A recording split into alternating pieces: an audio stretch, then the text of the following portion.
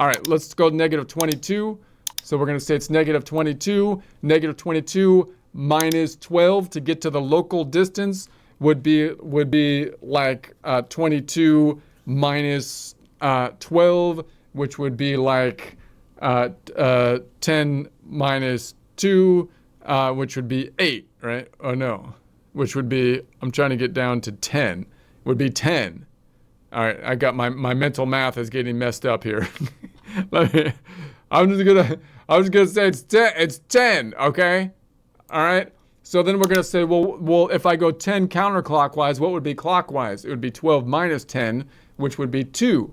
And if I know 2 forward, that would be a major second. So I have to then start to memorize that a major second could be 2 notes forward, or it could be 10 notes backwards, or it can be negative 10 minus another octave, or negative 10 minus 12 major second, or negative 10 or negative 22. So it's a negative 22 major second. Hopefully I'm not getting my majors and minors messed up again, which I probably have totally messed up.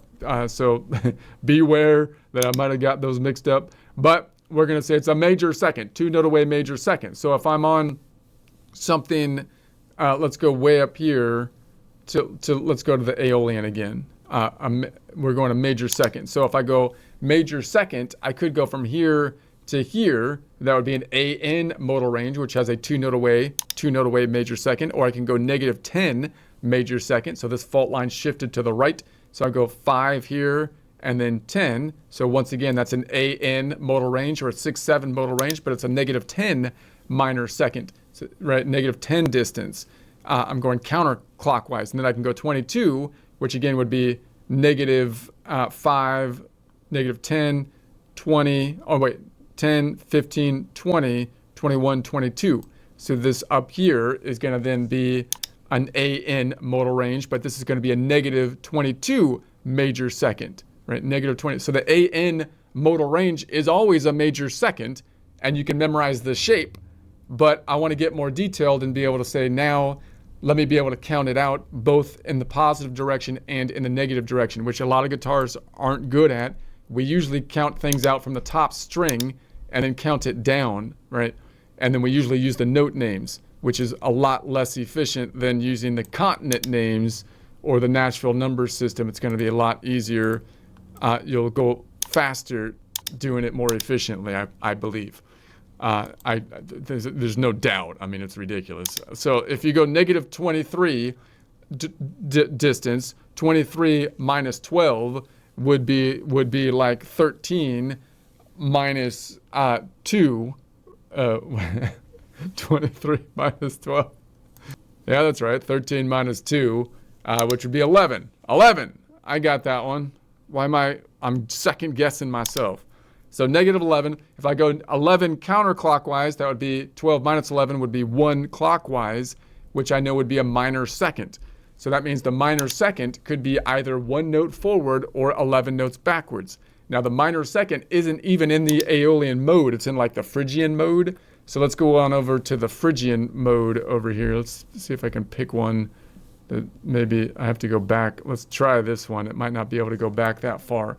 But let's say that we're going to say here, and if I go forward 1, it would be here. So that would be a PY modal range, which would have a 1 note away minor second. Or I can go backwards 11. So it would be 5 and then 10, 5, 10, 11 in the negative direction. Once again, a PY modal range, but now we're going in the negative, so it's a negative 11 minor second. Or I can go negative 11 minus an octave, negative 11 minus 12, or a negative 23 minor second. Can I get there from here? I'm doubting it. It's going to be 5, 10, 15, 16, 17, 18, 19, 20, 21, 22, 23. No, I could totally do it. I could totally do it. So that's still no, wait a sec, that's not right. Hold on. Yeah, no, that's right. I'm getting tired. So this is still a PY modal range, but this is a negative 23 minor second. Okay, so that's the general idea. Now, the same principle, I won't go through all of them, but if we went back 2 octaves, you'd have a similar kind of thing. right? So if I went back 24, noting that you're not going to go back that far all the time, but you could possibly go, on the guitar back that far. On the piano, it's going to happen, more often because you might have more directionality. Maybe, I don't know. So yeah, I think so. That's true. So then we could go back 24, which would be 24 minus 12 minus 12, or 24 shows you that you've gone up or in the negative direction 2 octaves, because now you've gone 12 plus 12 is 24. So now you know that you're going to have to subtract 12 minus 12 or 24 from it, which would bring you back to the perfect first. If you went up to 25, then once again you'd have to know that you've passed 24 distance-wise. So then that means there's 2 octaves in the negative direction. So I'd have to subtract not 12, but 12 minus 12 and 12, or 24. So that would be equivalent to going -1 backwards, right? Be equivalent to going -12 or -1 backwards, which would be a major 7. So this is going to be a -25 major 7. If I went back 26, I'd have to say 26 minus 24 is 6 minus 4, which is going to be 2. So that would be equivalent to going 2 backwards, which would be like going 10 forwards. So it would be a -2 minor 7.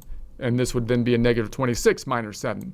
So -27, -27 minus 24 is like 7 minus 4. 4, 5, 6, 7 would be -3. So that'd be like a -3. If I went 3 back, that would be 12 minus 3, 9 forward, 9 note away, major 6. So we can also have a -3 note away, major 6. And we can also then have a -27 note away, major 6, and so on and so forth.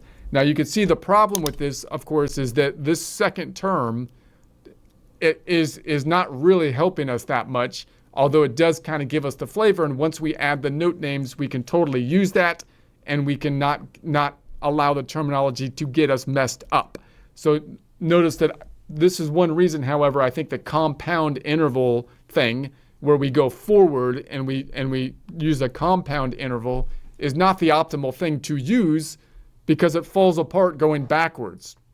So I would recommend the optimal thing to use is to have the distance notation either in notes or the local distance plus and minus the octaves. The local distance positive or negative plus or minus an octave is the term I think would be best to use. But of course, I think it would be better to use the terms that we'll go into next time for modal distance. So I would highly recommend, even if using this system, you still think about the modal ranges, because then you can start to memorize. It won't take that long if you see what you're doing, that you can memorize all of the different combinations of the modal ranges, and then know all of the 7 local intervals that you can have, right? And that will be very nice to be able to know. But again, I would like to be able to have a more efficient system where I can go forwards and backwards and see the difference of going forward and backwards more clearly, both in the notes as well as the modal distance. So I can actually count out both the modal distance as well as the note distance. That's what we'll get into next time.